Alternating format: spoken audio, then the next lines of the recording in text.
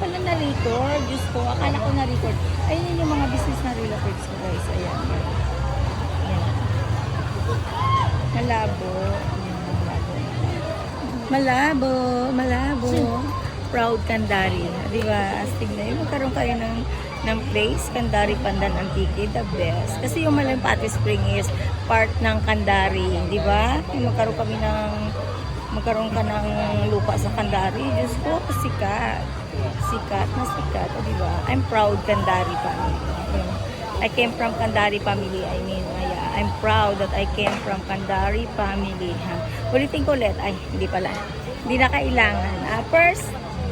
First, if it's wrong, so you need to, fix your sentence. Ayan guys, ayan. Ang saya dito.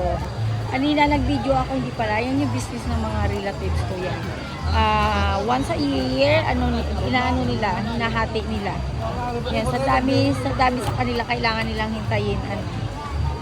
Once a year na income para paghati-hatian. Okay naman guys.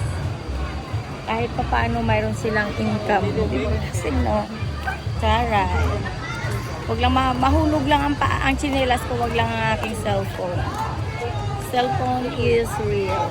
Ang aking mga pamangkin, si hi. Ayan, nagagapuhan. O, diba? Dahil nainip na sila, nakarating na sila ng Malumpate, hindi ko ini-invite. Diba, marunong din naman silang pumunta dito. Ayan yung nila, nanay yan, nagaganyan. Kaya bawal kong pumasok doon nang wala kang Pero hindi kasi ako nagpakilala, kaya yun. Alam mo sabihin, galing ako sa Kandari family, yun. Sino yung lolo at lolo mo para makilala ka nila.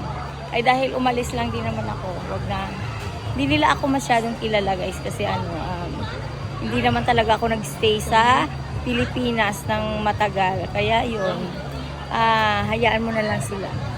No hurt feeling. May ganon. Ayun. Ayun lang guys. Ang ganda ng tubig, no? Tingnan mo, oh.